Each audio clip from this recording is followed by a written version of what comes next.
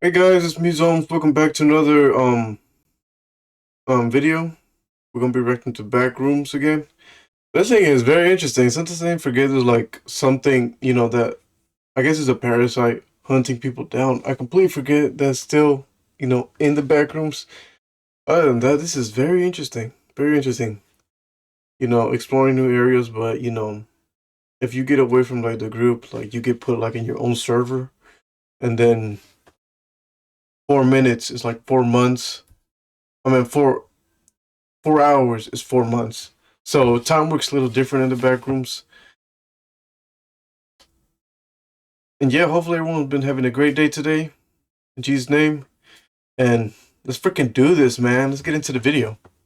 Let's go. Okay, November 14, 1989.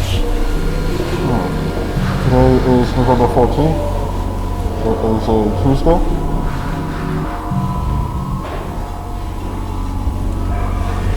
Yeah. It is incredibly cold. Hopefully by the time you're watching this, we'll actually have a decent heating system down here. That'd be nice. Die of hypothermia.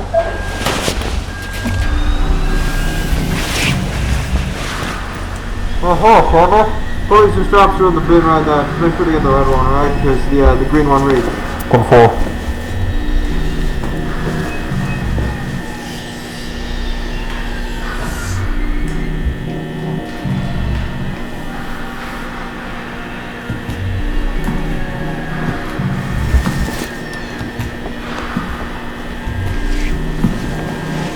I'm confused.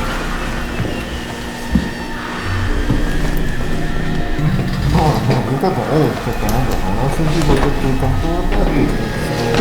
That's good.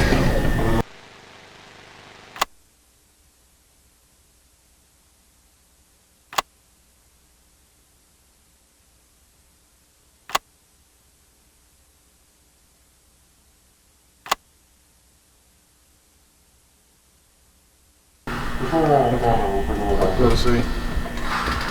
Oh, man.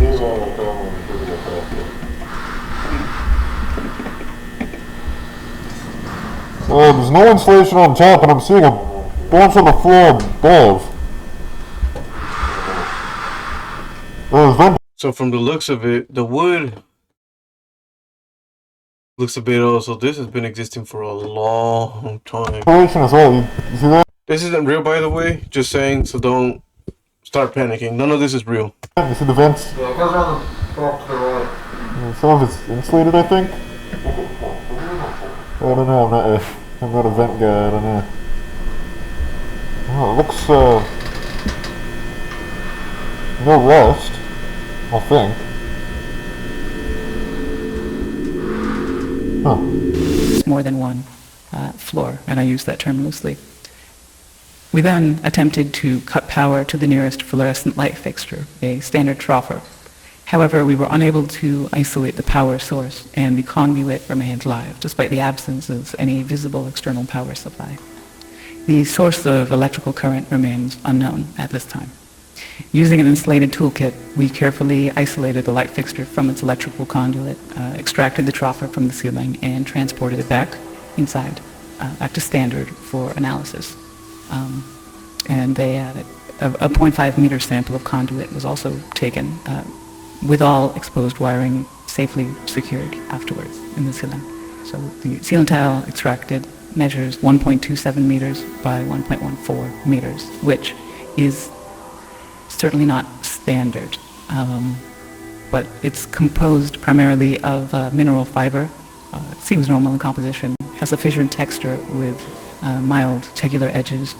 So just after initial analysis, the composition of the tile estimated is around 60% mineral wool, which is fibers of amorphous silicate, usually derived from, I think it's basalt or slag, around 20% expanded perlite, which is primarily of silicon dioxide and aluminium oxide, and the rest is a undefined mixture of silicate material, some starch, latex polymers, and some organic fibers derived from plant materials. Recycled cellulose, really. But the light troffer housing is made of galvanized steel coated with a thin layer of zinc. Inside, the fluorescent bulbs are non-standard in proportion, most closely resembling T12 bulbs. So the 4 bulbs measure 1.2 meters in length with a diameter of 38.1 millimeters. We're extrapolating here at only 51, but that bulb and wheezers and the rest contain the following components. Phosphor coating, the calcium hemiphosphate for converting ultraviolet light to visible light. Mercury vapor in a small quantity which facilitates the ultraviolet light emission. Argon gas, and again this is all standard for these fluorescent bulbs.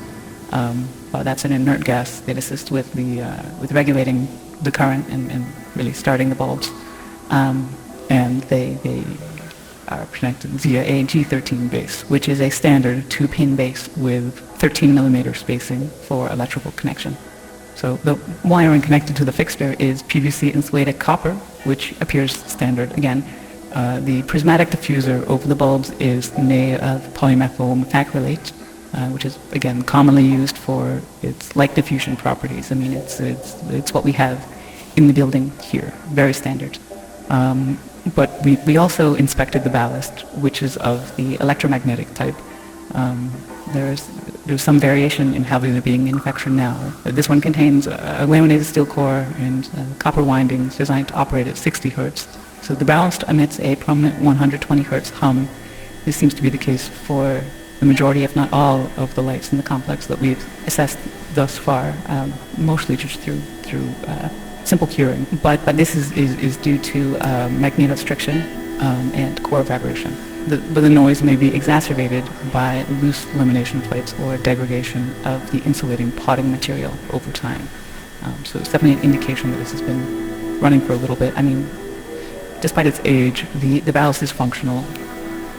Its large proportions suggest it was built for a non-standard space, not something you find in the majority of offices or most commercial spaces, though that's not something I'm too familiar with, truthfully.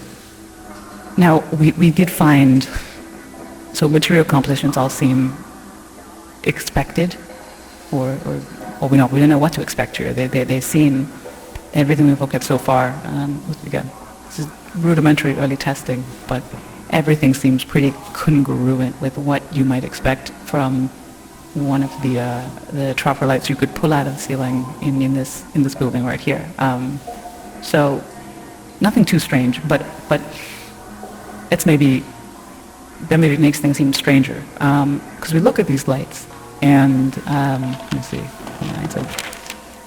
I'm taking it. So several labels were marked on various components of the troffer.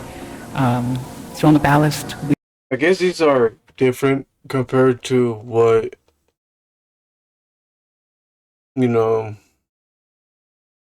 they're different lights compared to the ones that are known to them. we found I guess. markings for marked as a universal ballast, Type A, manufactured in 1975 with serial number A75234X. The troffer itself is stamped 3X432, and that was manufactured in 1973 in Reading, Pennsylvania, and it is UL listed. And the bulbs were manufactured by Sylvania, and they're marked F40SW. That's So those soft people white, know. with no visible date information. It's left blank, but it is noted as made in the USA. So, I mean, though outdated in design, the fixture appears fully functional. The stable operation of all light fixtures in the subdivision points to a continuous, potentially autonomous power source, which still remains unidentified. We're doing what we can. The materials used are durable with minimal visible wear, suggesting they were built for long-term, possibly indefinite use. So this concludes the initial findings. Further investigation is necessary to determine the source of power sustainment. So these people know. These people probably even built the whole place. Maybe, I guess these people know, so they better go investigate them. Sure, they got some answers to some questions they have.